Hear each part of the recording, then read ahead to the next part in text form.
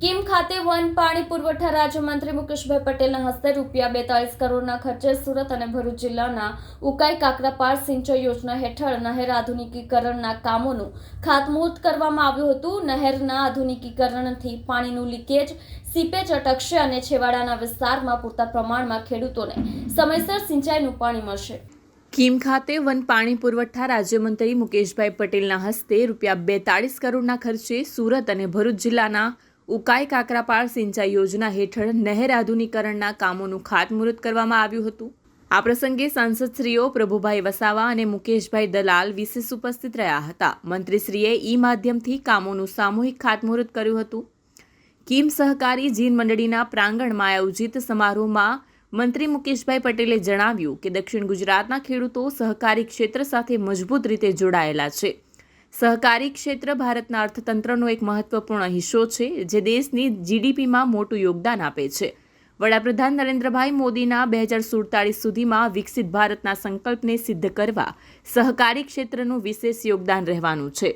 આ પ્રસંગે જિલ્લા પંચાયત પ્રમુખ ભાવિનીબેન પટેલ, તાલુકા પંચાયત પ્રમુખ નીતાબેન પટેલ, સુરત ડિસ્ટ્રિક્ટ કોઓપરેટિવ બેંકના પ્રમુખ બળવંત પટેલ, નેશનલ સુગર ફેડરેશનના ઉપપ્રમુખ કેતન પટેલ, સાયન્સ સુગરના પ્રમુખ રાકેશ પટેલ, કામરેજ સુગરના પ્રમુખ અશ્વિન પટેલ, અગ્રણી ભરત રાઠોડ, વિવિધ ગામોના સરપંચો, ખેડૂતો અને મોટી સંખ્યામાં ગ્રામનગરજનો ઉપસ્થિત રહ્યા હતા। સત્તાર શેખનો રિપોર્ટ, આઝાદ ન્યૂઝ। છેલ્લા 3 દિવસથી દક્ષિણ ગુજરાતની અંદર વલસાડ, નવસારી, તાપી, સુરત, ભરૂચ આ તમામ જિલ્લાઓની અંદર સિંચાઈ વિભાગ તરફથી લગભગ 200 કરોડના કામો જે 37 દિવસો કેનાલ બંધ રહેવાની છે એ ગાળામાં કરવામાં આવનાર હતા, એના તમામ જિલ્લાઓમાં 3 દિવસ એના ખાતમુહૂર્ત ભૂમિપૂજનના કાર્યક્રમ રાખવામાં આવ્યા હતા। આજે ઓલપાડ અને અંકલેશ્વરની અંદર જે કામ થનાર છે જમણા કાંઠાની અંદર, એનું પણ આજે ભૂમિપૂજન કરવામાં આવ્યું છે। લગભગ 37 દિવસની અંદર આ જ વિસ્તારની અંદર 43 કરોડ રૂપિયાના કામો થવાના છે।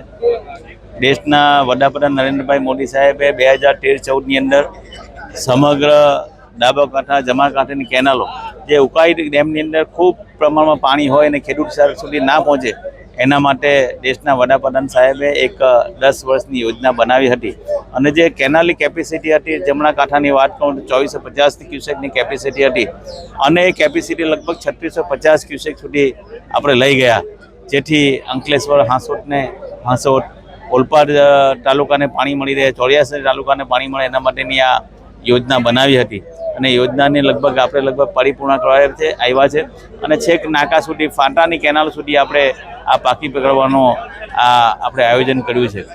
અહીંયાના લોકો ખેડૂતોની રજૂઆત કરી, અત્યારે 15 દિવસ હાંસોટની કેનાલમાં આપવું પડે, 15 દિવસ ઓલપાડ વિભાગની કેનાલમાં આપવું પડે, પૂરતા પ્રમાણમાં પાણીની હજી પણ તકલીફ પડે છે। એટલા માટે મારા વિભાગ તરફથી જે જૂના સ્ટ્રક્ચરો છે એ જૂના સ્ટ્રક્ચરો એના નવા કરીને લગભગ એ કેપેસિટી પર 4000 ક્યુસેકની કરવામાં આવશે, જેથી બંને કેનાલો એકસાથે ચાલુ કરવા માટે એ પણ અમે કર્યું છે। દેશના વડાપ્રધાન મોદી સાહેબે જે વરસાદનું પાણી દરિયામાં ના વહી જાય એના માટે અમે દરેક કાંઠા વિસ્તારની અંદર ચેક ડેમો પણ અમે ઘણા બધા બનાવ્યા છે, આવનાર દિવસોમાં પણ બનાવવાના છે। તમે જોયું છે ગત વર્ષે ઓલપાડ તાલુકાની અંદર, હાંસોટની અંદર લગભગ 18000 હેક્ટર ખાલી ઓલપાડમાં ડાંગર પાકવું હતું। ઓલપાડનો એક રેકોર્ડ હતો કે લગભગ 100-200 કરોડથી વધુનું ડાંગરો ઉનાળામાં પહેલી વાર પાક્યું હતું। એ ડાંગરો પાકવાથી જે વેપારી લોકોએ એની પોતાની રિંગ બનાવી હતી, એ ડાંગરો ઉપાડતા નહીં હતા, ત્યારે સમગ્ર ખેડૂત અમારા સાંસદ સભ્ય અને પ્રદેશ અધ્યક્ષ CR પાટીલ સાહેબને જે સમયે રજૂઆત કરી હતી અને એ રજૂઆતને લઈને જે ચોખા પરની જે એક્સપોર્ટ ડ્યુટી હતી એ 20% હતી, મોદી સાહેબને રજૂઆત કરી હતી એટલે તાત્કાલિક ડ્યુટી હટાવીને જે ડાંગરના રેટ ઓછા આવતા હતા એ તાત્કાલિક ફરી રેટ ઉચકાયા અને લોકોને ખેડૂતોને ફાયદો થયો છે। એકમાત્ર મોદી સાહેબ એવા વ્યક્તિ છે કે આજે પણ ઘણા લોકો ખેડૂતોએ કીધું છે કે સન્માન નિધિનું આપવાનું કામ માત્ર દેશના વડાપ્રધાન મોદી સાહેબે કર્યું છે। ખેડૂતોએ મોદી સાહેબનો પણ આભાર માને છે।